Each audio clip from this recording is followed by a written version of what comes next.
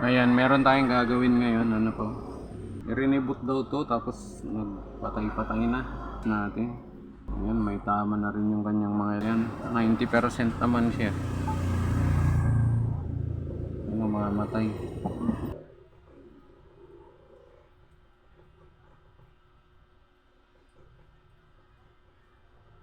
Tama yung kanyang LCD, ano? Hindi nagbubukas.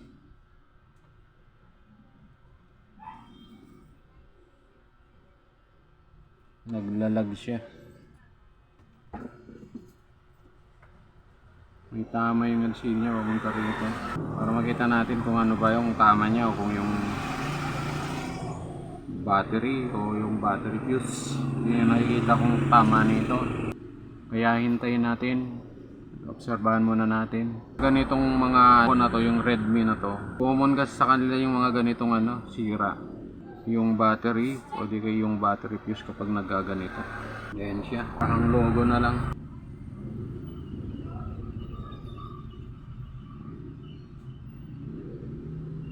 Ang gagawin natin dito, i-bypass natin muna yung kanyang battery fuse. Natanggalin natin yung battery. Higit muna natin. Ayan. Talagang nakahang logo ito. So, maaari battery fuse yung sira nito. Buksan natin siya. Ayan, ganyan.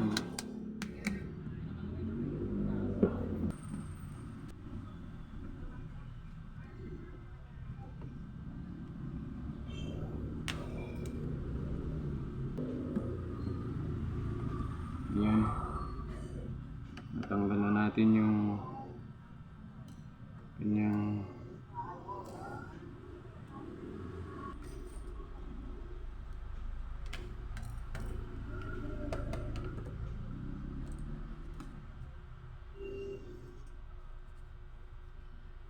ang logo pa din siya hanggang ngayon.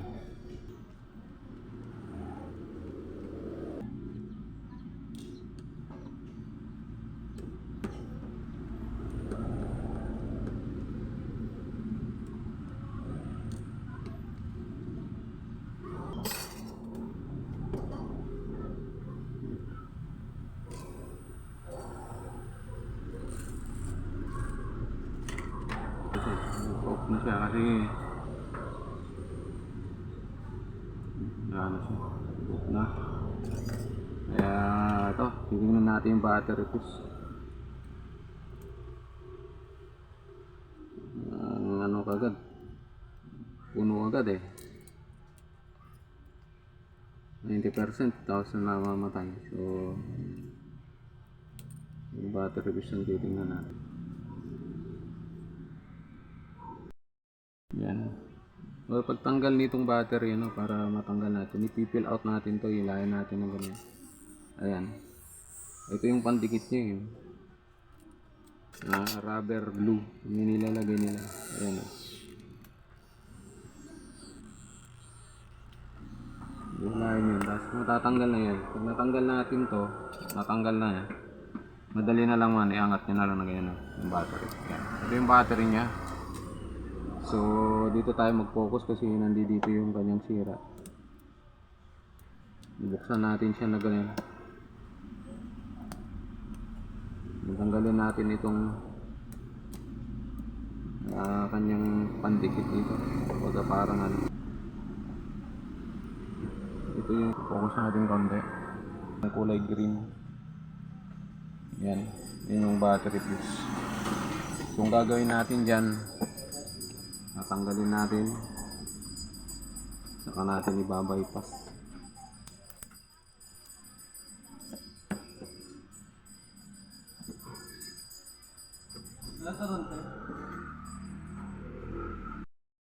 Ayan, tatanggalin na natin.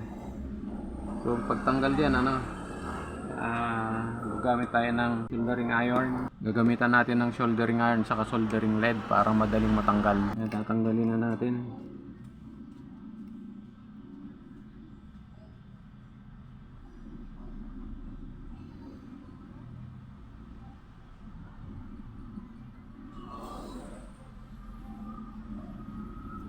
Lagay natin dito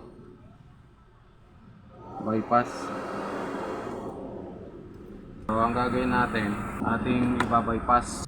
Yan ang gagawin natin, ibabypass na natin ito.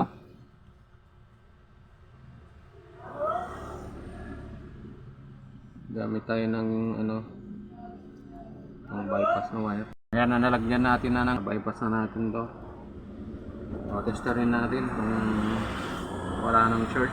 Ayan, okay na.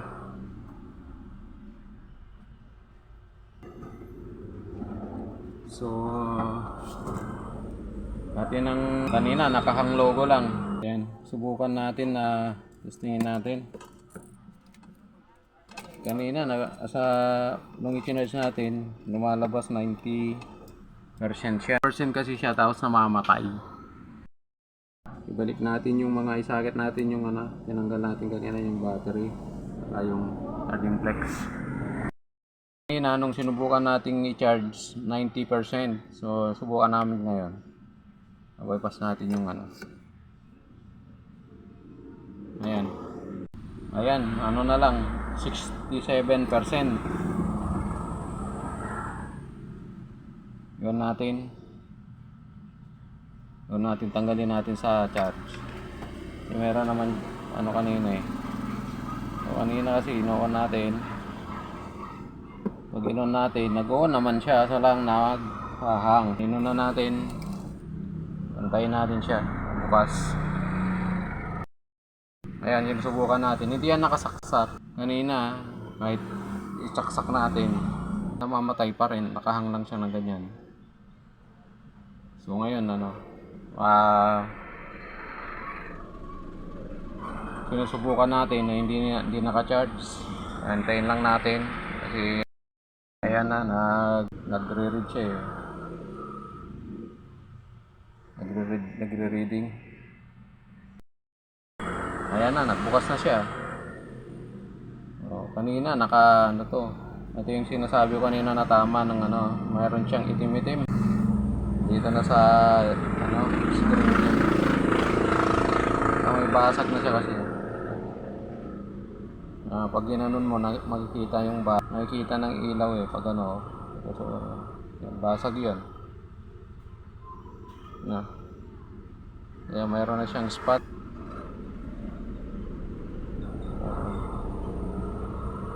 Ayan, matatats pa.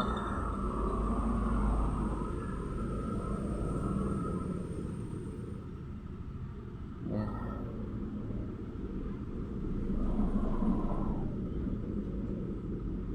Ayos na natin. So, kung ang video ito ay makakatulong, paki-share naman po ang video ito. Paki-follow po ang aking FB page. Paki-subscribe po ang aking YouTube channel. Pati yung aking TikTok, paki-follow po. At sa lahat po ng mga nagtitiwala,